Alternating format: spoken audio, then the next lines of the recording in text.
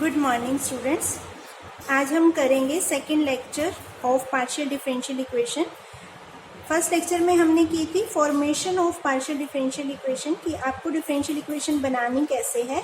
उसमें आपके पास दो आर्बिट्रेरी कांस्टेंट हैं, अगर दो इंडिपेंडेंट वेरिएबल हैं तो हम सिंपली डिफरेंशिएट करके उसको partially with respect to X with respect to Y partial differential equation बना सकते हैं। अब हम इसके कुछ एग्जाम्पल्स करेंगे। हाँ, इसमें तीन केसेस किए थे हमने कि number of independent variables and number of arbitrary constant equal हो तो वन ऑर्डर की पार्शियल डिफरेंशियल इक्वेशन आएगी। यूजुअली, ये जरूरी नहीं है हर केस में ही वन ऑर्डर की आए, यूजुअली वन ऑर्डर की आएगी, टू ऑर्डर की भी आ सकती है। और अगर कांस्टेंट कम है तो आपके पास एक से ज़्यादा पार्शियल डिफरेंशियल इक्वेशन होंगी और इसमें फर्स्ट ऑर्डर की ही रहेगी। और अगर constants more than independent variables हैं, कांस्टेंट्स ज़्यादा हैं, तो आपको क्या करना पड़ेगा, partial differential equation of order higher than one, मतलब एक से ज़्यादा बार उसको डिफरेंशिएट करना पड़ेगा। अब हम इसके एग्जांपल्स करते हैं। ये एग्जांपल मैंने आपको उसमें करवा ही दिया था, फर्स्ट वाला हो गया होगा, सेकेंड भी बता दिया था उसी एग्जाम्पल में, और थर्ड भी हो गया था जिसमें तीन आर्बिट्रेरी कॉन्स्टेंट्स हैं। नेक्स्ट एग्जाम्पल है फोर्थ एग्जाम्पल। अब इसमें क्या है, find the differential equation by eliminating arbitrary constants lambda and A from the equation z is equal to A E raise to power minus lambda square T cos lambda X. इसमें आपके पास दो arbitrary constants हैं, lambda और ए, यानी कि वैसे और independent variables भी दो हैं, एक्स और टी। वैसे तो अगर हम एक ही बार डिफरेंशिएट करें तो हमारे पास बन जानी चाहिए, बट कुछ ऐसे केसेस होते हैं कि ज़रूरी नहीं है उसमें वन ऑर्डर की ही बने, उसमें हमें टू ऑर्डर की भी बनानी पड़ सकती है। इसमें वन ऑर्डर की भी बन जाती है, टू ऑर्डर की भी बन जाती है। जैसे हम पार्शियली डिफरेंशिएट करेंगे विद रिस्पेक्ट टू एक्स, तो ये क्या आएगा, करली जेड बाई करली एक्स, और यहाँ कोस लैम्डा एक्स का derivative minus sign lambda x into lambda, ये आ गया। फिर हमने विद रिस्पेक्ट टू टी किया, तो ये क्या बन गया, minus A E raise to power minus lambda square T, तो टी का डेरिवेटिव माइनस लैम्डा स्क्वायर साथ में आ गया, cos lambda X as it is रहा। अब अगर हम इन दोनों में से लैम्डा को एलिमिनेट करते हैं तो एक में साइन है, एक में कोस है, तो ये नहीं हो पाएगा कि एक में से हम लैम्डा लेके दूसरे में पुट कर दें। इसके लिए हम क्या करते हैं, इसको अगेन डिफरेंशिएट कर देते हैं। चाहो तो आप इसको डिफरेंशिएट कर सकते हो या इसको कर सकते हो। इसमें हमने टू वाले को इसको किया हुआ है, जिसको एक बार विद रिस्पेक्ट टू एक्स किया था उसको दोबारा विद रिस्पेक्ट टू एक्स करेंगे ताकि वो साइन का कोस में कन्वर्ट हो जाए। तो ये बन जाएगा minus A E raise to minus lambda square T, sine का डेरिवेटिव कोस, और एक लैम्डा ऑलरेडी था, एक और आ जाएगा lambda square cos lambda X, sine minus आ गया, एज इट इज रहेगा। अब हम इन दोनों को ऑब्जर्व करें तो ये दोनों की right hand side value same है, माइनस ए की minus lambda square T lambda square cos lambda X, इसमें भी यही है। तो इट मीन्स अगर हम दोनों को इक्वेट करते हैं तो एक साइड करली स्क्वायर जेड बाई करली एक्स स्क्वायर होगा, दूसरी साइड करली जेड बाई करली T, and this is required differential equation, क्योंकि इसमें कोई भी कांस्टेंट नहीं है। आपको सिर्फ कांस्टेंट को एलिमिनेट करना है।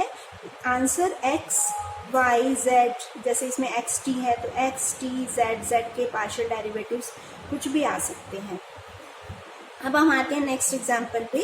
Find the differential equation of all spheres of fix radius having centre in X Y plane. अब आपको ये इक्वेशन बनानी है कि ऐसा स्फीयर जिसका रेडियस फिक्स है और सेंटर एक्स वाई प्लेन के अंदर है। अगर हम एक्स वाई प्लेन की बात करते हैं तो उसमें z 0 होता है, यानी कि आपको सेंटर ऐसा लेना है जिसका z कोऑर्डिनेट 0 हो। x और y कोऑर्डिनेट हम h और k मान लेते हैं, z के साथ 0।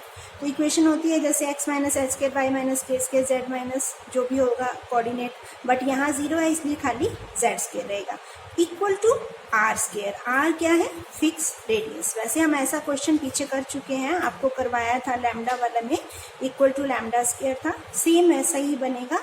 अब इसमें देखने में आपके पास तीन कॉन्स्टेंट्स हैं, एच के एंड आर, बट आपको क्या करना है, आर फिक्स रेडियस है, इसको हम आर्बिट्रेरी कांस्टेंट नहीं काउंट करेंगे, तो आपको सिर्फ दो ही वेरिएबल, दो ही कांस्टेंट एच और के एलिमिनेट करने हैं।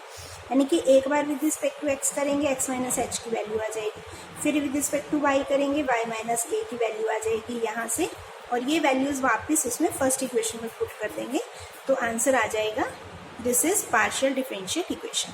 इसमें आर आ सकता है क्योंकि आर हमारा फिक्स कांस्टेंट है। जो आर्बिट्रेरी कांस्टेंट होते हैं उसी को हमें एलिमिनेट करना होता है। अब देखो नेक्स्ट है find the partial differential equation of set of all right circular cones whose axis coincide with Z axis.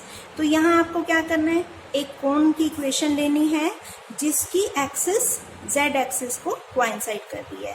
अब जेड एक्सिस को अगर हम लेते हैं तो वो इस टाइप से बनेगा कि ये कोन है जिसकी एक्सिस जेड एक्सिस को कोइंसाइड कर रही है। एक इसमें सेमी वर्टिकल एंगल होता है अल्फा, वो हम अल्फा ले लेंगे, और यहाँ हम एक जेड कोऑर्डिनेट पे हम ये पॉइंट ले लेंगे कि z इक्वल टू सी। तो ये इक्वेशन बन जाएगी। ये आपने फर्स्ट ईयर में पढ़ी होगी सॉलिड ज्योमेट्री में, equation of right circular cone. ये आपको याद भी रखना है, x square plus Y square equal to Z minus C square into tan square alpha. अब आपके पास दो कांस्टेंट है सी और अल्फा, दो हो गए ना कांस्टेंट। अच्छा वर्टेक्स 0 0 लेना है, ठीक है। ये वर्टेक्स 0 0 ये ऐसे बनेगा, ऊपर वाली साइड ऐसे आएगा, ये वर्टेक्स हो गया, ये अल्फा हो गया, और ये पॉइंट, ये हाइट होगी इसकी सी, ये पॉइंट 0 0 सी हो जाएगा। जेड कोऑर्डिनेट इसका सी है। ये ऐसे एक फिगर बनेगी इसकी। तो this is right circular cone. Equation है x square plus Y square equal to Z minus C square tan square alpha. तो मेन आपको क्या देखना है, कांस्टेंट कितने हैं, अल्फा और सी दो है, और वेरिएबल भी जो हमारे इंडिपेंडेंट वेरिएबल हैं एक्स और वाई, ये भी दो हैं, जेड डिपेंडेंट वेरिएबल है। तो फिर हम इसको फर्स्ट एक बार डिफरेंशिएट किया विद रिस्पेक्ट टू एक्स, ये इक्वेशन आ गई, फिर विद रिस्पेक्ट टू वाई किया, ये आ गया। अब आपको ये देखना है क्या हम इन दोनों से डायरेक्ट एलिमिनेट कर सकते हैं सी और अल्फा को। यस, अगर हम दोनों को डिवाइड कर दें, ये दोनों कैंसिल हो जाएंगे, ये भी कैंसिल हो जाएंगे। एक साइड आपके पास एक्स बाय वाई हो जाएगा, दूसरी side this curly z by curly x divided by curly z by curly y. Cross multiply करो, we get the required differential equation. Next है find the differential equation of all planes which are at a constant distance a from the origin. यहाँ आपको equation of plane लेनी है जिसका distance origin से ए है। अब ये भी आपने सॉलिड ज्योमेट्री में पढ़ा हुआ है, छोटी क्लासेस में भी पढ़ा हुआ है 12th में। इक्वेशन ऑफ प्लेन होती है L x plus M Y plus N Z equal to P लेते थे ना। पी क्या होता था, परपेंडिकुलर डिस्टेंस फ्रॉम ओरिजिन। यहाँ हम ए मान के चल रहे हैं, पी ए कुछ भी ले सकते हो। ये हमें गिवन है, ये कांस्टेंट है, ये फिक्स होगा, मतलब ये आर्बिट्रेरी नहीं होगा। This is fix constant. L M और एन ये आर्बिट्रेरी कांस्टेंट्स हैं। अब इनको एलिमिनेट करना है हमें और पार्शियल डिफरेंशियल इक्वेशन बनानी है। और एक एल एम एन क्या होते हैं, डायरेक्शन रेशियोज, है ना। तो इनमें भी एक रिलेशन होता है कि एल स्क्वायर डायरेक्शन कोसाइंस होते हैं, sorry, L M N are direction cosines of normal from origin to the plane. तो इनमें एक रिलेशन होता है L square plus M square plus N square equal to 1। It means अगर हम चाहें तो एक कांस्टेंट एन को एल और एम में कन्वर्ट कर सकते हैं। मतलब n की जगह हम लिख सकते हैं √1 minus L square minus M square. तो अब हमारे पास दो ही कांस्टेंट रह गए, l और m, क्योंकि n को हमने l और m में कन्वर्ट कर दिया। अब हमें सिर्फ l और m को एलिमिनेट करना है डिफरेंशिएट करने के बाद। उसके लिए देखो क्या करेंगे हम, पहले इसको लिखा l x plus M y, n की वैल्यू पुट की √1 minus L square minus M square z equal to ए।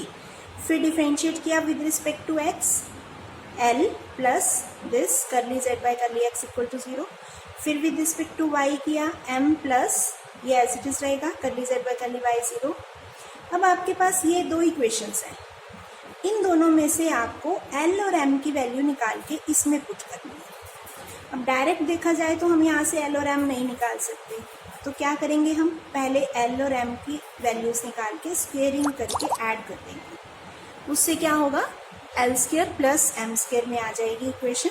पहले L square plus M square निकाला, अब हमें ये वैल्यू चाहिए actually 1 minus L square minus M square. तो पहले एल स्क्वायर निकाला, दोनों को स्क्वायर किया, इसको उधर शिफ्ट किया, इसमें ये स्क्वायर हो गया, ये स्क्वायर हो गया, ये कॉमन आ गया, इसका भी स्क्वायर हो गया। अब L square plus M square के साथ एक ये टर्म है, एक 1 है, तो हम L square plus M square वाली टर्म्स कंबाइन कर लें, 1 प्लस दिस, एक साइड ये आ जाएगा, ये दोनों कांस्टेंट, दूसरी साइड ये वैल्यू एज इट इज रह जाएगी, curly Z by curly X square plus curly Z by curly Y square. यहाँ से आप L square plus M square की वैल्यू निकाल सकते हैं, इसको इसके नीचे ला दें। एक्चुअली हम करना क्या चाह रहे हैं, एल और एम निकालना चाह रहे हैं। एल की वैल्यू में ये आ रहा है, एम में भी ये आ रहा है, इट मीन्स हमें ये वैल्यू चाहिए। उसके लिए पहले हमने L square plus M square निकाला, उसकी वैल्यू ये आ गई, फिर 1 minus L square minus M square, यानी कि इस सारी टर्म को 1 में से माइनस कर दिया, एलसीएम लिया, ये टर्म कैंसिल हो जाएगी, ऊपर 1 रह जाएगा, नीचे ये टर्म आ जाएगी। ये किसकी वैल्यू आ गई, 1 minus L square minus M square की। ये वैल्यू अगर हम इसमें पुट कर दें, एल था ना, एल इक्वल टू √1 माइनस इस, यानी कि इसका रूट लेके यहाँ पुट कर दें तो ये आ जाएगा, एल की वैल्यू आ गई curly Z by curly x और curly Z by curly y में। Similarly we can find the value of m, m को भी ऐसे ही निकाल लेंगे, इसकी वैल्यू पुट कर देंगे तो ये पार्शियल डेरिवेटिव्स ऑफ जेड में एम की वैल्यू आ जाएगी। ये एल और एम हमें पुट करनी है वापस इस इक्वेशन में, जिसमें एल एम और ये था, एन की जगह ये वैल्यू थी, ये हम निकाल ही चुके हैं। एल की भी वैल्यू पुट कर दो, एम की भी और इसकी भी। अब ये आपके पास इक्वेशन बन गई जिसमें एक्स है, वाई है, जेड के डेरिवेटिव्स हैं, पार्शियल डेरिवेटिव्स, और कोई कांस्टेंट नहीं है एल एम एन के। ए हमारा फिक्स था, वो रह सकता है, एल और एम एन ये तीनों हमने एलिमिनेट कर दिए। नेक्स्ट एग्जाम्पल देखो, find the partial differential equation of planes having equal X and Y intercepts. X and Y intercepts क्या होते हैं, जनरली इक्वेशन ऑफ प्लेन क्या होती है, X by A plus Y by B plus Z by C equal to 1। इसको हम लेते हैं जब ए बी सी इंटरसेप्ट होते हैं, equation of plane having intercepts A B and C on X Y Z. अब हमारे पास कंडीशन क्या है कि x और y के इंटरसेप्ट सेम होने चाहिए, तो हम क्या करते हैं, x by A Y by B की जगह x वाई बाई ए ही ले लेते हैं, b इक्वल टू ए। तो ये ऐसी इक्वेशन आ जाएगी प्लेन की जिसमें x और y के इंटरसेप्ट सेम है। अब आपके पास कितने कॉन्स्टेंट बच रहे, a और c, only 2 arbitrary constant. We have to eliminate these 2 constants by differentiating partially with respect to x and y। कर देंगे partially with respect to x, with respect to y, 2 equations आ गई। अब यहाँ से आप a और c को कैसे एलिमिनेट कर सकते हैं, a को तो हम डायरेक्ट डिवाइड कर दें, या वैल्यू एक में से वैल्यू लेके दूसरे में पुट कर दें, a एलिमिनेट हो जाएगा, दोनों साइड c आ जाएगा, उसको भी कैंसिल कर सकते हैं। तो ये सिंगल आ गई फर्स्ट ऑर्डर की partial differential equation, curly Z by curly X minus curly Z by curly Y equal to 0। तो इस टाइप से आप सारे क्वेश्चन सॉल्व करेंगे इस एक्सरसाइज के। इसमें आपको पार्शियल डिफरेंशियल इक्वेशन बनानी है, और ये कुछ स्फीयर्स हैं सेम इसी टाइप से, और ये कौन की इक्वेशन है। तो ये सारे आप क्वेश्चन ट्राई करना, और कोई प्रॉब्लम हो तो मुझे मैसेज कर देना। Thank you.